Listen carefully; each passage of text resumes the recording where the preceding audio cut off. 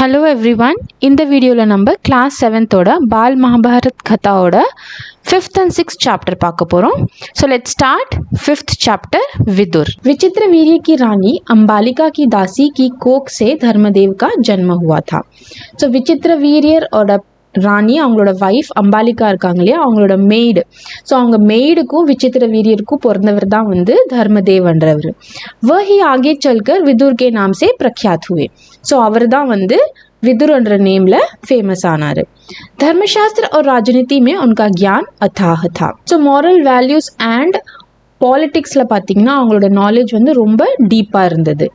वह बड़े निष्प्रह थे, क्रोध उन्हें छू तक नहीं गया था. நிஸ்பிரன்றது ரொம்ப சைலண்ட். ஸோ அவர் ரொம்ப சைலண்டான பர்சன், அவருக்கு வந்து கோவமே வராது. युवावस्था में ही भीष्म पितामह ने उनके विवेक तथा ज्ञान से प्रभावित होकर उन्हें राजा धृतराष्ट्र का प्रधानमंत्री नियुक्त कर दिया था. ஸோ युवावस्थाना யூத். ஸோ அவர் வந்து இளமையாக இருக்கும் போதே பீஷ்ம பிதாமகர் வந்து அவரோட விவேகம் அண்ட் அவரோட நாலேஜில் இம்ப்ரெஸ் ஆகி அவரை வந்து திருத்தராஷ்டிரோட பிரைம் மினிஸ்டரை அப்பாயிண்ட் பண்ணிட்டாரு. जिस समय धृतराष्ट्र ने दुर्योधन को जुआ खेलने की अनुमति दी, विदुर ने धृतराष्ट्र से बहुत आग्रहपूर्वक निवेदन किया, राजन, मुझे आपका यह काम ठीक नहीं जचता. इस खेल के कारण आपके बेटों में आपस में वैर भाव बढ़ेगा, इसको रोक दीजिए. ஸோ அப்பயும் வந்து திருத்தராஷ்டிர வந்து துரியோதனுக்கு வந்து சூதாட்ட விளையாடுறதுக்கு பெர்மிஷன் கொடுக்கும் போதுமே விதுர் வந்து திருத்தராஷ்டிரக்கிட்ட போய் ரிக்வெஸ்ட் பண்ணார். என்னென்னா, ஹே ராஜன், நீங்கள் பண்ணுறது கரெக்ட் இல்லை, நீங்கள் கொடுத்த பர்மிஷன் வந்து எனக்கு சரியாக தோணலை. இந்த விளையாட்டுனால உங்கள் பசங்களுக்குள்ளவே வந்து பகை அதிகமாகும், அதனால் இதை நிறுத்திடுங்க. धृतराष्ट्र विदुर की बात से प्रभावित हुए और अपने बेटे दुर्योधन को अकेले में बुलाकर उसे इस कुचाल से रोकने का प्रयत्न किया. ஸோ திருத்தராஷ்டிர வந்து விதுர் சொல்கிறத கேட்டு அவர் ரொம்ப இம்ப்ரெஸ் ஆயிட்டார். ஏன்னா அவருக்கும் தோணுச்சு விதுர் சொல்கிறது கரெக்டு தான். அண்ட் அவர் சொல்கிறத கேட்டுட்டு அவரோட பையன் துரியோதனை தனியாக கூப்பிட்டு அவரை ஸ்டாப் பண்ண ட்ரை பண்ணார். படே பிரேம் கே சாத் வ போலே, ரொம்ப அன்பாக வந்து திருத்தராஷ்டிர துரியோதன் கிட்ட சொல்கிறாரு, गांधारी के लाल, विदुर बड़ा बुद्धिमान है और हमेशा हमारा भला चाहता आया है. ஸோ காந்தாரி கே லால்னா காந்தாரியோட செல்ல பையனே, அதாவது துரியோதனோட அம்மா தான் காந்தாரி இல்லையா, அதான். விதுர் வந்து ரொம்ப இன்டெலிஜென்ட்டான ஒரு பர்சன் அண்ட் அவன் வந்து எப்பயுமே நமக்கு நல்லது தான் பண்ணியிருக்கான். உஸ்கா कहना मानने में ही हमारी भलाई है. அண்ட் அவன் சொல்கிறத கேட்கறது தான் நம்ம எல்லாருக்குமே நல்லது. वत्स, जुआ खेलने का विचार छोड़ दें. विदुर कहता है कि उससे विरोध बहुत बढ़ेगा और वह राज्य के नाश का कारण हो जाएगा. ஸோ இந்த சூதாட்டம் விளையாடுற தாட்டை நீ விட்டுடு. விதுர் என்ன சொல்கிறான்னா, இந்த மாதிரி இப்படி விளையாடுறதுனால நமக்குள்ள எல்லாம் பகை அதிகமாக தான் ஆகும் அண்ட் இதுவே வந்து நம்ம நாடை அழிக்கிறதுக்கு ஒரு காரணமா ஆயிடும். இந்த நினைப்பை நீ விட்டுடு. धृतराष्ट्र ने अपने बेटे को सही रास्ते पर लाने का प्रयत्न किया, किंतु दुर्योधन न माना. ஸோ திருத்தராஷ்டிரம் வந்து தன்னோட பையனை வந்து நல்ல வழியில் கொண்டு வரதுக்கு ரொம்ப ட்ரை பண்ணாரு, ஆனால் துரியோதன் கேட்கவே இல்லை. वृद्ध धृतराष्ट्र अपने बेटे से बहुत स्नेह करते थे. So वृद्धனா old. ஸோ வயசான धृतराष्ट्र வந்து தன்னோட பையனை வந்து ரொம்ப நேசிச்சார். அவர் अपनी इस कमजोरी के कारण उसका अनुरोध वह टाल न सके और युधिष्ठिर को जुआ खेलने का न्योता भेजना ही पड़ा. திருத்தராஷ்டிரோட இந்த வீக்னஸ் தான் வந்து துரியோதனோட ரிக்வெஸ்ட்டை வந்து அவரால் இக்னோரே பண்ண முடியல அண்ட் ஃபைனலி வந்து யுதிஷ்டிருக்கு வந்து அந்த கேம் விளையாடுறதுக்கு, அந்த சூதாட்டம் விளையாடுறதுக்கு இன்விடேஷன் அனுப்ப வேண்டியதாக போச்சு. திருத்தராஷ்டிர पर बस न चला तो विदुर युधिष्ठिर के पास गए. ஸோ திருத்தராஷ்டிரனால எதுவுமே பண்ண முடியாதனால விதுர் வந்து யுதிஷ்டிர் கிட்ட போனார். उनको जुआ खेलने को जाने से रोकने का प्रयत्न किया. அண்ட் அவரை வந்து யுதிஷ்டிரை வந்து சூதாட்டம் விளையாட வேணாம்னு சொல்லி அவரை ஸ்டாப் பண்ணுறதுக்கு ரொம்ப ட்ரை பண்ணார். युधिष्ठिर ने विदुर की सब बातें ध्यानपूर्वक सुनी और बड़े आदर के साथ बोले. युधिष्ठिரும் வந்து விதுர் சொல்கிறத வந்து ரொம்ப கவனமாக கேட்டார் அண்ட் வித் ரெஸ்பெக்ட் அவர்கிட்ட என்ன சொல்கிறாருன்னா, चाचा जी, मैं सब यह मानता हूँ, पर जब काका धृतराष्ट्र बुलाए तो मैं कैसे इनकार करूँ. ஸோ சாச்சாஜின்றது சித்தப்பா நீங்கள் சொல்கிறது எனக்கு எல்லாமே புரியுது, ஆனால் பெரியப்பா, காக்கானா பெரியப்பா. ஸோ பெரியப்பா திருத்தராஷ்டிர கூப்பிடும் போது நான் எப்படி அவரை வந்து வேணான்னு சொல்கிறது. युद्ध या खेल के लिए बुलाए जाने पर न जाना क्षत्रिय का धर्म तो नहीं है. ஸோ யுத்தத்துக்கோ இல்லை விளையாட்டுக்கோ கூப்பிடும் போது நான் அங்கே போகலன்னா அது வந்து என் வாரியர் குலத்துக்கே வந்து அழகில்லை. யா கேட்க युधिष्ठिर क्षत्रिय कुल की मर्यादा रखने के लिए जुआ खेलने गए. இதை சொல்லிட்டு யுதிஷ்டர் வந்து இந்த क्षत्रिय குலத்தோட மரியாதை காப்பாத்துறதுக்காக அவரு அது சூதாட்டம் விளையாடுறதுக்கு போயிட்டாரு. Chapter 6 कुंती. यदुवंश के प्रसिद्ध राजा शूरसेन श्री कृष्ण के பிதாமக थे. ஸோ யதுவன்ஷோட ஃபேமஸான ராஜா ஷூர்சேன் வந்து ஸ்ரீகிருஷ்ணரோட தாத்தா. பிதாமகனா தாத்தா. இன்கே பிரதா नाम की कन्या थी एंड அவங்களுக்கு வந்து பிரதான்ற ஒரு டாட்டர் இருந்தாங்க. उसके रूप और गुणों की कीर्ति दूर दूर तक फैली हुई थी.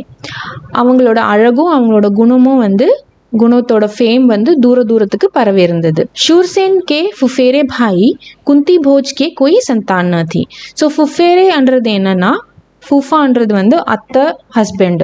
ஸோ ஃபுஃபேரே பாய்ன்றது வந்து அவங்க அத்தை பையன். ஸோ குந்தி போஜ்ன்றவர் வந்து ஷூர்சேனுக்கு அத்தை பையன் அண்ட் அவங்களுக்கு வந்து எந்த குழந்தையுமே இல்லை. शूरसेन ने कुंती भोज को वचन दिया था कि उनकी जो भी पहली संतान होगी उसे कुंती भोज को गोद दे देंगे. ஸோ அண்ட் சூர்சேன் வந்து குந்தி போஜ்க்கு வந்து வாக்கு கொடுத்திருந்தாரு. என்னன்னா அவங்களுக்கு பிறக்கிற ஃபர்ஸ்ட் குழந்தைய வந்து அவங்க குந்தி போஜுக்கு கொடுத்துருவாங்க. उसी के अनुसार शूरसेन ने कुंती भोज को प्रथा गोद दे दी. அண்ட் அவருக்கு கொடுத்த வாக்கு பிரகாரம் ஷூர்சேன் வந்து அவருக்கு பிறந்த ஃபர்ஸ்ட் குழந்தை பிரதாவை வந்து குந்தி போஜுக்கு கொடுத்துட்டாரு. कुंती भोज के यहाँ आने पर प्रथा का नाम कुंती पड़ गया. ஸோ குந்தி போஜ் கிட்ட வந்த உடனே பிரதாவோட நேமை மாத்திட்டு அவங்க குந்தின்னு வச்சுட்டாங்க. कुंती के बचपन में ऋषि दुर्वासा एक बार कुंती भोज के यहाँ पधारे. ஸோ குந்தியோட சின்ன வயசுல வந்து ரிஷி துர்வாசா வந்து ஒரு வாட்டி குந்தி போஜ் கிட்ட வந்தார் அவரு. कुंती ने 1 वर्ष तक बड़ी सावधानी और सहनशीलता के साथ उनकी सेवा शुश्रूषा की. ஸோ ஒரு வருஷம் வரைக்கும் குந்தி வந்து அந்த ரிஷி துர்வாசாக்கு வந்து ரொம்ப கவனமாக ரொம்ப பேஷன்ஸோட வந்து அவங்களுக்கு சேவை பண்ணாங்க. उसकी सेवा टहल से दुर्वासा ऋषि प्रसन्न हुए और उसे उपदेश दिया और बोले, कुंती भोज कन्ये, तुम किसी भी देवता का ध्यान करोगी तो वह अपने ही समान एक तेजस्वी पुत्र तुम्हें प्रदान करेगा. ஸோ ரிஷி வந்து குந்தி பண்ணுற சேவையை பார்த்து ரொம்ப இம்ப்ரெஸ் ஆயிட்டாரு அண்ட் ரொம்ப ஹாப்பி ஆயிட்டாரு. அண்ட் அவர் வந்து குந்தி கிட்ட என்ன சொல்கிறாருன்னா, நீ வந்து எந்த கடவுளை நினச்சி தியானம் பண்ணுறியோ அந்த கடவுள் வந்து தன்னை மாதிரியே ஒரு तेजस्वियान पय्यन வந்து உங்களுக்கு கொடுப்பாங்க. इस प्रकार सूर्य के सहयोग से कुमारी कुंती ने सूर्य के समान तेजस्वी एवं सुंदर बालक को जन्म दिया. ஸோ ரிஷி துர்வாசா சொன்ன மாதிரியே வந்து குந்தியும் வந்து சூரிய தேவனை நினச்சி அவங்கள தியானம் பண்ணி அவங்களுக்கும் குந்திக்கும் ஒரு பிரைட்டான தேஜஸ்வியான ஒரு அழகான பையன் பிறந்தான். जन्मजात कवच और कुंडलों से शोभित वही बालक आगे चलकर शस्त्रधारियों में श्रेष्ठ कर्ण के नाम से विख्यात हुआ. ஸோ இந்த குழந்தைக்கு பார்த்தீங்கன்னா பிறந்தப்பவே வந்து கவச் அண்ட் குண்டல் இருந்தது. ஸோ கவச்ன்றது என்னன்னா சண்டை போடும் போது நீங்கள் பார்த்துருப்பீங்க இந்த சோல்ஜர்ஸ் எல்லாம் வந்து செஸ்டில் வந்து ஒரு ஷீல்டு மாதிரி போட்டிருப்பாங்க இல்லையா. ஸோ அதுதான் கவச். குண்டல்ன்றது வந்து கம்பல். ஸோ இந்த கவச் அண்ட் குண்டல் வந்து இந்த குழந்தைக்கு வந்து பிறந்ததுலேருந்தே இருந்தது. அண்ட் இந்த குழந்தை தான் அதுக்கப்புறம் வந்து கர்ணர் என்ற நேமில் ஃபேமஸ் ஆனார். लेकिन अब कुंती को लोक निंदा का डर हुआ. ஸோ குந்திக்கு வந்து இப்போ கொஞ்சம் பயம் வந்துருச்சு. ஏன்னா அவங்களுக்கு கல்யாணம் ஆகாமையே ஒரு குழந்தை பிறந்தது இல்லையா. அதனால வந்து இப்போ வந்து மக்கள் வந்து அவங்கள ரொம்ப கேவலமாக பேசுவாங்கன்ற பயம் வந்துருச்சு. उसने बच्चे को छोड़ देना ही उचित समझा. इसलिए बच्चे को एक पेटी में बड़ी सावधानी के साथ बंद करके उसे गंगा की धारा में बहा दिया. ஸோ அதனால வந்து குந்தி வந்து இந்த குழந்தைய விட்டுணும் அப்படின்னு நினச்சாங்க. அதுக்காக அந்த குழந்தைய வந்து ஒரு பெட்டியில் ரொம்ப केयरफुली क्लोज பண்ணி அதை गंगाல விட்டுட்டாங்க. बहुत आगे जाकर अधिरथ नाम के एक सारथी की नजर उस पर पड़ी. அந்த பெட்டி வந்து தண்ணிலேயே நீந்தி கொஞ்சம் முன்னாடி போன பிறகு அதிரத் என்ற ஒரு சாரதி அந்த பெட்டியை பார்த்தாரு. சாரதி என்றவர் யாருன்னா चैरियट ஓட்டுறாங்க இல்லையா அவங்க தான் வந்து சாரதி. उसने पेटी निकाली और खोल कर देखा तो उसमें एक सुंदर बच्चा सोता हुआ मिला. ஸோ அதை வந்து அதை ஓப்பன் பண்ணி அவர் பார்த்த பிறகு அதில் என்ன பார்த்தாருன்னா ஒரு அழகான குழந்தைய அதில் பார்த்தாரு. அதிரத் நிசந்தான் था. அதிரத்துக்கு வந்து குழந்தையே இல்லை. बालक को पाकर वह बड़ा प्रसन्न हुआ. सूर्यपुत्र कर्ण इस तरह एक सारथी के घर पलने लगा. ஸோ அந்த குழந்தைய பார்த்து அதிரத் வந்து ரொம்ப ஹாப்பி ஆயிட்டார். ஸோ சூரியபுத்திர கர்ணர் வந்து இந்த மாதிரி தான் ஒரு சாரதி வீட்டில் வளர ஆரம்பிச்சாரு. इधर कुंती विवाह के योग्य हुई. राजा कुंती भोज ने उसका स्वयंवर रचा. ஸோ குந்தியுமே வந்து அவங்களுக்கும் கல்யாண வயசு வந்துருச்சு. அண்ட் ராஜா कुंती भोज வந்து அவங்களுக்கு स्वयंवर அரேஞ்ச் பண்ணாரு.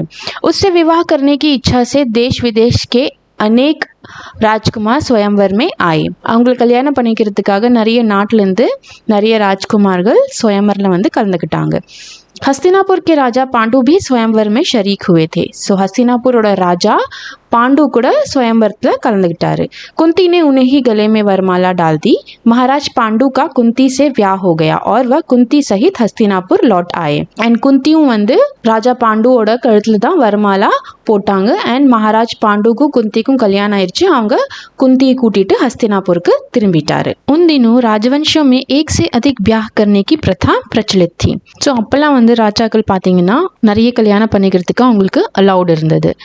इसी रिवाज के अनुसार पितामह भीष्म की सलाह से महाराज पांडु ने मद्रराज की कन्या माद्री से भी ब्याह कर लिया.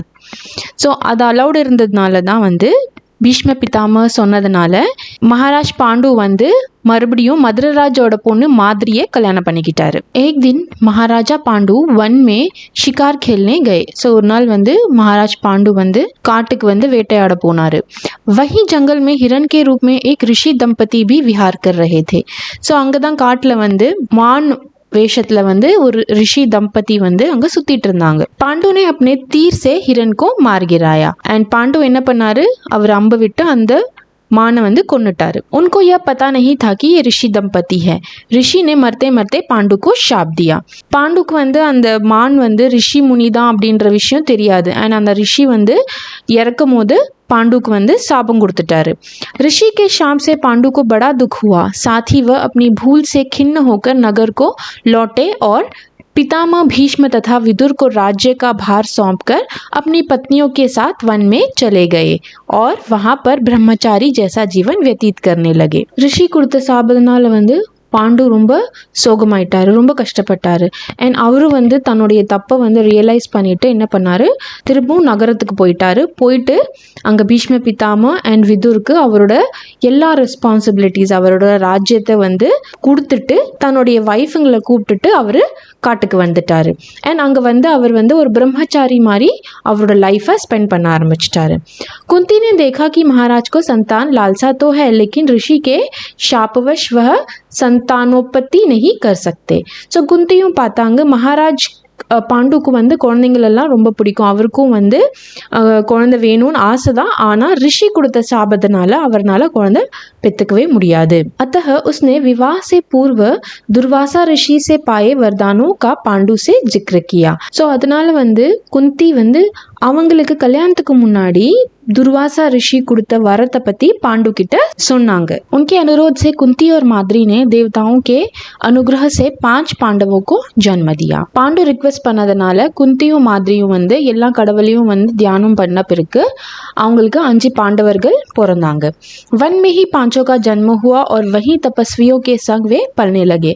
ஸோ 5 பேருமே வந்து காட்டில் தான் பிறந்தாங்க. அண்ட் அங்கேயே வந்து அங்கே ரிஷி முனிகள் தபஸ்வி அவங்க கூடவே அவங்க வளர ஆரம்பிச்சிட்டாங்க. अपनी दोनों स्त्रियों तथा बेटों के साथ महाराज पांडु कई बरस वन में रहे. பாண்டு ராஜா வந்து 2 மனைவி அண்ட் பையனங்களோட ரொம்ப வருஷம் வரைக்கும் காட்டிலேயே இருந்தாரு. वसंत ऋतु थी, सारा वन आनंद में डूबा हुआ सा प्रतीत हो रहा था.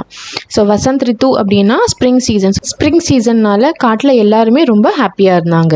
महाराज पांडु माद्री के साथ प्रकृति की इस उद्गारमय सुषमा को निहार रहे थे. एंड महाराज पांडु வந்து மாதிரி கூட नेचर வந்து एंजॉय பண்ணிட்டு இருந்தாரு. ऋषि के शाप का असर हो गया, तत्काल उनकी मृत्यु हो गई. ஸோ ரிஷி கொடுத்த சாபத்தினால அவர் இமீடியட்டா அங்கே இறந்து போயிட்டாரு. माद्री के दुख का पार न रहा. पति की मृत्यु का वह कारण बनी, यह सोचकर पांडु के साथ ही वह भी मर गई. இதனால மாதிரி வந்து ரொம்ப ஷாக் ஆயிட்டாங்க. அவங்க வந்து அவங்க தன்னுடைய கணவர் இறந்ததுக்கு அவங்க தான் காரணம்னு நினைச்சிட்டு அவங்களும் பாண்டு கூடவே அங்கேயே இறந்து போயிட்டாங்க. इस दुर्घटना से कुंती और 5 पांडवों के शोक की सीमा न रही. இந்த இன்சிடென்ட்னால குந்தி அண்ட் அவங்களுடைய 5 பாண்டவர்கள் பயங்கர சோகத்துக்கு போயிட்டாங்க. அவங்களுக்கு இது வந்து ஒரு பெரிய அதிர்ச்சியா இருந்தது. पर वन के ऋषि मुनियों ने बहुत समझा बुझाकर उनको शांत किया और उन्हें हस्तिनापुर ले जाकर पितामह भीष्म के सुदूर्प किया. பட் அங்கே இருக்கிற காட்டில் இருக்கிற ரிஷி முனிகள் வந்து அவங்கள சமாதானப்படுத்தி हस्तिनापुर கூட்டு போய் भीष्म पितामह கிட்ட விட்டுட்டாங்க. युधिष्ठिर की उम्र उस समय 16 वर्ष की थी. ஸோ அப்போ வந்து युधिष्ठिरोட वयसु வந்து 16 वयसु. हस्तिनापुर के लोगों ने जब ऋषियों से सुना कि वन में पांडु की मृत्यु हो गई है तो उनके शोक की सीमा न रही. ஸோ ரிஷிகள் வந்து இந்த மாதிரி பாண்டு வந்து காட்டிலே இறந்து போயிட்டாருன்ற விஷயம் சொன்ன உடனே ஹஸ்தினாபுரில் இருக்கிற மக்கள் வந்து பயங்கரமாக ஷாக் ஆயிட்டாருங்க. அவங்களாலையும் இந்த அதிர்ச்சியை தாங்க முடியல. पोते की मृत्यु पर शोक करती हुई सत्यवती अपनी दोनों विधवा पुत्र विधवों अंबिका और अंबालिका को साथ लेकर वन में चली गई. ஸோ போத்தானா கிராண்ட்சன் தன்னுடைய பேரனுடைய இறந்து போன விஷயத்தை கேட்ட உடனே சத்தியவதி வந்து தன்னுடைய விடோ மருமகளை அதாவது अंबिका and अंबालिकाவை கூப்பிட்டுட்டு காட்டுக்கு போயிட்டாங்க. तीनों वृद्धाएं कुछ दिन तपस्या करती रही और बाद में स्वर्ग सिधार गई. ஸோ 3 வயசான லேடிஸ் வந்து அதாவது சத்தியவதி अंबिका and अंबालिका 3 பேருமே வந்து காட்டுக்கு போயிட்டு கொஞ்ச நாள் வரைக்கும் அங்கேயே தவம் பண்ணாங்க. அதுக்கப்புறம் அங்கேயே இறந்து போயிட்டாங்க. अपने कुल में जो छल प्रपंच तथा अन्याय होने वाले थे उन्हें न देखना ही संभवतः उन्होंने उचित समझा. அவங்களோட குலத்துல நடக்க வேண்டிய அநியாயத்தையும் ஏமாற்றத்தை பார்க்க கூடாதுன்னு தான் அவங்க இந்த மாதிரி காட்டுக்கு போய் இறந்து போயிட்டு இருப்பாங்க.